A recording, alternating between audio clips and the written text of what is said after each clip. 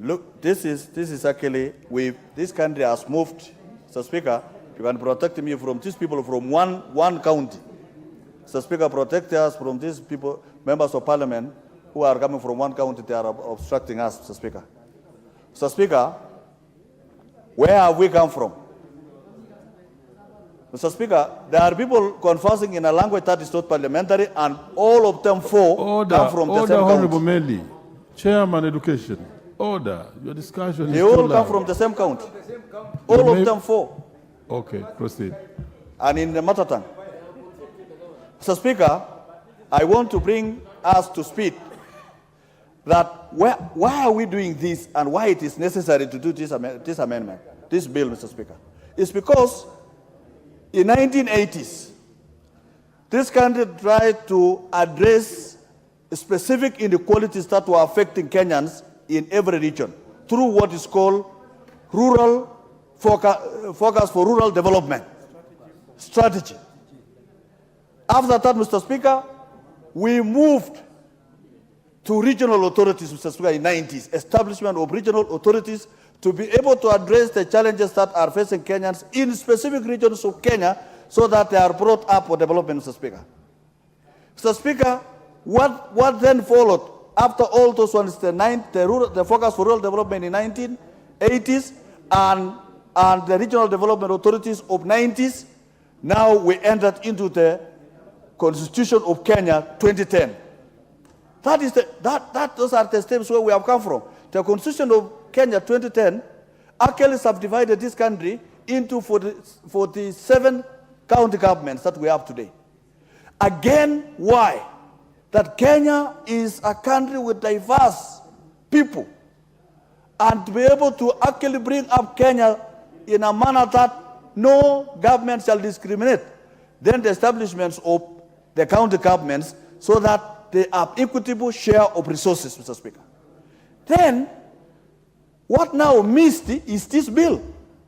Because, Mr. Speaker, after now we've sorted out Kenya into 47 governments so that we can actually address, every regional government shall be able to address the things that are specific to them, then we did not touch the regional authorities because now there are functions that are county government, there are functions that are national government which are run by the regional authorities.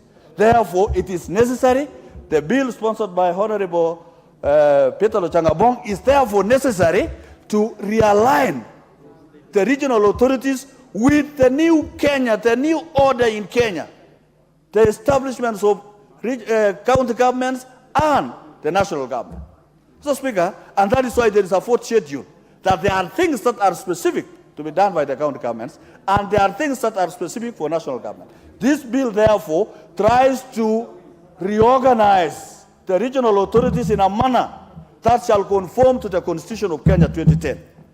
Mr. Speaker, why it is necessary to do these reforms, Mr. Speaker, some of these authorities have become obsolete in terms of performance because they are run by regional kingpins who have lost elections, Mr. Speaker, and breeding corruption in those particular institutions, Mr. Speaker. This is why this bill is necessary, because under this bill it will be able to sort very specific things that can be done by the county governments using the regional authority, and those things that can be done by us at the national government. And therefore, resources will follow functions, Mr. Speaker. Mr. Speaker, we have one, for example, the Kerio Valley Development Authority. Mr. Speaker, the bigger vision of the Kerio Valley, for example, I'm just using an example where I belong, Mr. Speaker, was actually to bring up development in the Kerio Valley region to the level that are enjoyed by others.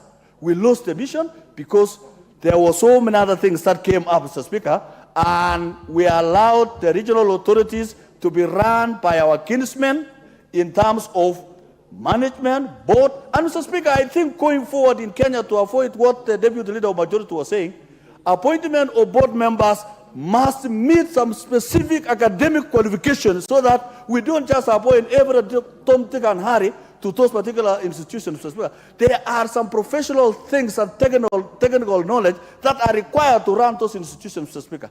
And I want to propose that as we even go through this bill, Mr. Speaker, Chairman, there is need now to synchronize and say the boards of an regional authority shall not have more than a third of the people in that particular region. Let's make Kenyans who are qualified, who have experience, who have technical knowledge, so that they don't converse in their mother tongue like my colleagues who are speaking here and share tenders and everything, and they bring down the authorities, Mr. Speaker. We need authorities that are able to change lives and bring development in the regions of Kenya in a manner that is enshrined in our constitution, Mr. Speaker. So, Mr. Speaker, even the membership of the board, some boards, Mr. Speaker, are having 16 members, others are having 9.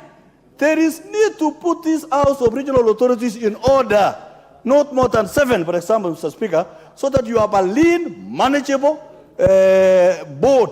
And even their secretariat must be people who are knowledgeable and qualified, and not specific from those particular regions, because if you want to finish an authority very fast, put people from the same region, all of them. They will crumble, and it will finish, and we shall have wasted taxpayers' money, Mr. Speaker.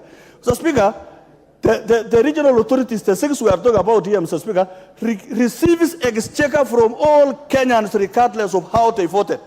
It is revenue. It is what we do here. It is the division of revenue that we give to the county governments and the taxes that Kenyans are paying, Mr. Speaker. Therefore, we must nationalize our institutions so that they are able to be brought up in a manner that will be able to change Kenya. If we are interested in changing Kenya, Mr. Speaker, is whenever an institution is established, Mr. Speaker, let us accept that we must have the right persons in terms of qualifications, in terms of management and experience, so that we are able to bring up development to the rest of the country, Mr. Speaker. I'll give you an example, Mr. Speaker.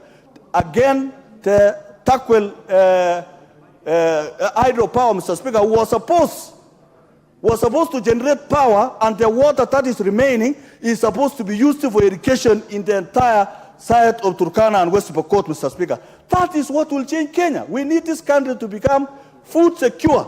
Kerio Valley alone, Mr. Speaker, has the capacity to produce food and sugarcane without using fertilizer that shall build this country, Mr. Speaker. So these regional authorities, I accept, Mr. Speaker, must be reformed. They must be reformed in accordance to this bill, and we shall even add some more amendments so that it actually sets up the entire country in a manner that brings everybody on board, Mr. Speaker, including the county governments. Mr. Speaker, even the county governments need a role. The county assemblies of Kenya need a role, so that now, Mr. Speaker, we match these particular regional authorities with what the county governors have always struggled to establish, what is called economic blocks. Mr. Speaker, there is now need to realign economic blocks together with particularly this bill, so that we have entities that are economical, that are viable, that are able to generate revenues for our country, and even the auditing of these authorities, Mr. Speaker. Today we are dealing with a finance matter, and we realize there is some suckers in government, Mr. Speaker, who are actually receiving a lot of revenue, but they are not on the purview of the controller of budget, Mr. Speaker. And that is a recipe for corruption. That is revenue for cheap money, where people squander resources from Kenyans who have actually sweat to earn a living, Mr. Speaker. So, this particular bill, Mr. Speaker, is the game changer in development of those areas that have always been prone to drought, those are prone to floods, those are prone to banditry, those areas that are also growing, those who are doing fishing, those who are doing sugarcane. We can be able to bring up the rest of the country to the level that we can say Kenya is a prosperous nation, Mr. Speaker. So, Mr. Speaker, I support this bill with the necessary amendments, and we say let us have a unified country, and let us reduce the number of suckers that are non-profitable, that are consuming